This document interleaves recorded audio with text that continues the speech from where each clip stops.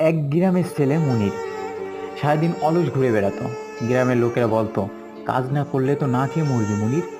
মুনির হাসতো এবং বলতো, আমি রাজা হব, মাটি খুঁড়ে রত্ন পাবো। সেই স্বপ্ন থেকে একদিন মুনির ঝড়ের মধ্যে চলে গেল বট গাছের নিচে আর শুরু করলো মাটি খোঁড়া কাজ। হঠাৎ তার কোদাল লাগে একটা কিছুর গায়ে। সে দেখে একটা পুরনো ঘড়ি, যার কাঁটা এখনো ঘুরছে। সে ঘড়িটা নিয়ে বাড়ি যায় আর সময় দিল ঘড়িতে ভোর 6টা। পরদিন ঘুম থেকে উঠে দেখে তার ঘরে পুটির থলে, ফল, খাবার সব কিছু।